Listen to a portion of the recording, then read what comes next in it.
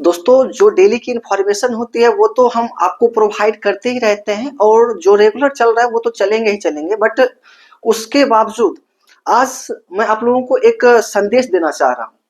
संदेश इस प्रकार का है कि देखिए, सबसे बड़ी बात यह है कि पढ़ाई करके करना क्या है, और पढ़ाई करने के बाद क्या जॉब लेना ही एक सही रास्ता है, या फिर जॉब जो कर लिया वही एक इंसान है। तो इसका जवाब मेरे तरफ से होगा कि नहीं। देखिए, पढ़ाई का मूल मकसद होता है कि आप एक बेहतर इंसान बन जाइए पहले, उसके बाद पैसे कमाना, नौकरी कीजिए, उसके बाद कोई और भी कुछ काम कीजिए, आप प्राइम मिनिस्टर बन जाइए, सीएम बन जाइए, कोई इशू नहीं है। लेकिन पढ़ाई का सबसे पहला मूल मकसद होना चाहिए कि आप एक बेहतर इंसान बने।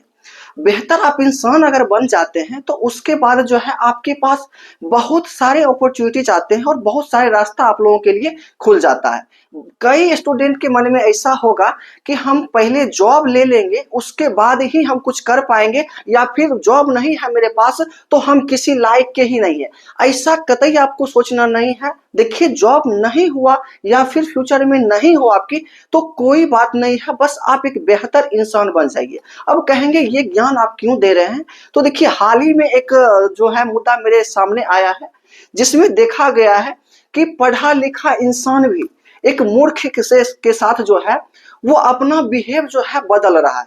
कहें तो एक पढ़ा लिखा इंसान और एक मतलब जो कहते हैं थोड़ा सा कम पढ़ा लिखा हो, उसे बुझने नहीं आता हो, या फिर वैसा आप कह सकते हैं कि नॉर्मली, तो उसके साथ पढ़ा लिखा इंसान भी बेवकूफ बनने जा रहा है और बनता भी है लोग। जैसे कि मान लेते हैं कोई बेवकूफ लोग आप पर कीचड़ उछाल दिया, आप सर्वप्रथम समझिए कि कीचड़ फिर से उछालने से सही रहेगा या फिर उस कीचड़ को हम धो लें, तो ये आप पर निर्भर करता है। तो जो अच्छा इंसान होगा, जो पढ़ा लिखा इंसान होगा और जो बेहतर इंसान होगा, वो सबसे पहले क्या करेगा कि उस कीचड़ को धोने का प्रयास करेगा। क्योंकि फिर से आप कीचड़ उछालना शुरू करेंगे तो सर्वप्रथम आपको कीचड़ पहले छूना पड़ेगा या कीचड़ लगाना पड़ेगा, तभी आप अगले आदमी को जो है कीचड़ दे पाएंगे। तो इसलिए आप ऐसा समझ लीजिए, पढ़े लिखे इंसान अगर आप हैं तो एक बेहतर इंसान बनिए और सही फैसला लेने का प्रयास कीजिए। देखिए, सही फैसला ये भी होता है कि कहीं कहीं क्या होता है कि आपका हारना भी जीत होता है।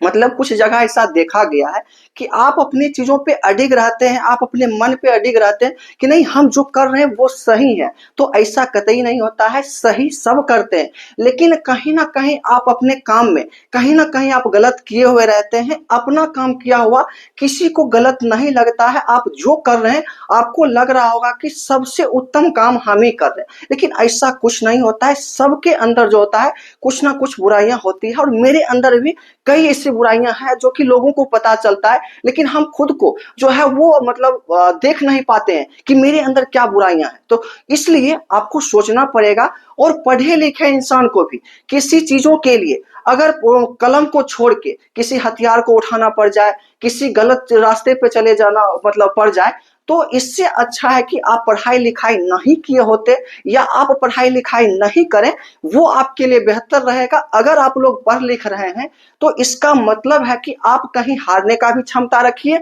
और सही मतलब फैसला लेने का भी क्षमता रखिए, और एक बेहतर इंसान पहले बनिए, उसके बाद सारा कुछ हो जाएगा।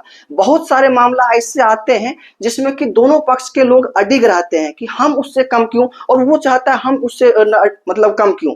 तो आपको एक अपने ऊपर बीती हुई कहानी को बता रहे हैं, जो कि थोड़ा सा लंबा होगा, लेकिन आप समझिए। मेरे जन्म मतलब आप कहें तो मेरा जितना अभी उम्र होगा, इतने उम्र के मेरे पिताजी जब थे, उस समय मेरे पिताजी के कुछ मतलब गोतिया कह लें या फिर कुछ हिस्सेदार कह लें, वो उनका जो जमीन है उस समय से ही वो जब्त किए हुए थे। और वो ऊपर से कहते थे कि देखो ये तुम्हारा जमीन यहाँ पे नहीं है और तुम्हारा इसमें कोई हिस्सा भी नहीं है, तुम बिना काम का मारपीट कर रहे हो या फिर तुम बिना काम का इसमें दावा करते हो। लेकिन फिर उसके बावजूद भी मेरे पिताजी, मैं आपको बता रहा हूं अपने बीते हुई बातें, तो मेरे उम्र के मेरे पिताजी जब थे उसी समय की बात बता रहे हैं। लगभग आप कहें तो अभी से 40 वर्ष पहले, 45 वर्ष पहले आप इसे कह सकते हैं। तो उस समय जो है अब फिर भी परेशान मेरे पिताजी को किया जाता था, लेकिन समय को देखते हुए अपने काम को करते रहे, एक अच्छे इंसान की तरह अपने जीवन को जीते रहे। लेकिन एक समय आया, आपको बता दें 2025 के अक्टूबर मंथ में, ठीक है, जिसमें कि डेट याद नहीं है, वो 45 वर्ष के बाद वो व्यक्ति खुद आया, ठीक है, और वो बोला कि हाँ तुम्हारा वो जमीन है और तुम्हारा वो हक हिस्सा है, तुम ले लो। और उसके बाद हम लड़ाई भी किए हैं उससे, मतलब मांग भी किए कि देना ही पड़ेगा। तो वो खुद से लिखा, और जो व्यक्ति कह रहा था कि अब तुम्हारा यहाँ पे कोई जमीन नहीं है, तुम्हारा कोई हक हिस्सा है ही नहीं, लेकिन वो व्यक्ति जो है मेरे पिताजी के नाम पे 45 वर्ष बाद वो खुद लिखा है, रजिस्ट्री हुआ है। अगर आप सबूत भी लेना चाहेंगे तो वो भी दे देंगे। अगर मेरे जो अगल बगल के जो देख रहे होंगे ये व्यूअर्स, उनको पता होगा कि ये रियल कहानी है। तो इसलिए देखिए, समय का सब खेल है, आपका समय आएगा तो फिर आप भी बलवान होंगे, और जिनका अभी समय है वो बलवान है। लेकिन आप चीजों को समझें और ध्यान से देखिए, आपका समय अभी गिरा हुआ हो या फिर किसी का उठा हुआ हो तो आपको घमंड नहीं करना या फिर अपने आप को कम भी नहीं समझना है। बस आप जनरल समझिए और अपने समय का इंतजार कीजिए। सब चीज का समाधान है। अगर ताला लॉक है तो कहीं ना कहीं खिड़की भी ढीला जरूर होगा। ये चीज आप लोग समझ के चलेंगे तो भविष्य में बहुत आगे जाएंगे। लेकिन इसलिए मेरा लास्ट कहना यही रहेगा कि जीवन में एक बेहतर इंसान पहले बन लीजिए। पढ़ाई लिखाई आप किए हैं तो सबसे पहले आप लोग जो है पढ़े लिखे इंसान के तरह बिहेव कीजिए और अपना जो है डायरेक्शन को चेंज मत कीजिए। गलत है उसे गलत करने दीजिए, उसमें आप लोग समाधान करके एक सही निर्णय ले लेते हैं तो आपसे बेहतर इंसान कोई नहीं होगा। इसलिए आप लोग समझना चाहते हैं तो इस चीज को समझ सकते हैं। किसी का समय वो मतलब जो होता है बर्बाद होता है। आप बड़ा नहीं है और ना कोई छोटा है, सबका समय बड़ा होता है, सबका समय छोटा होता है। इसलिए एक बेहतर इंसान पहले बन लीजिए। आप सही हैं और आप पढ़े लिखे इंसान हैं तो पढ़े लिखे का आप अपना परिचय दीजिए तो आपके लिए बेहतर रहेगा। बाकी आपकी मर्जी है, आप जिस तरह से करें आपके अनुसार आप अपना कर सकते हैं, उसमें कोई किसी का दबाव नहीं होता है। लेकिन आप खुद समझदार होंगे, अगर समझने की प्रयास करेंगे तो चीजों को समझे और सही निर्णय लेने का प्रयास करें। और गलत कदम उठाने से पहले आप सोचें कि मेरे ऊपर भी इस तरह की घटना अगर हो जाए और मेरे ऊपर भी इस तरह की मतलब जो क्लाइम किया जाए किसी के द्वारा तो सही नहीं रहेगा। तो इसलिए आप अपने चीजों को ध्यान से समझकर और सही फैसला लें। तो फाइनली हम आपको यही संदेश देना चाहेंगे कि देखिए, कोई भी आप पढ़े लिखे इंसान हैं तो मेरे लिए जो है ये सबसे बड़ा हथियार है। ये हथियार को जिस दिन हम छोड़ देंगे उस दिन कोई भी हथियार हम पकड़ लें तो मेरे लिए सबसे बेहतर रहेगा। लेकिन जब तक इसको पकड़े हुए हैं तो सरस्वती का देन है, ये सब दिन पकड़े हुए रहेंगे।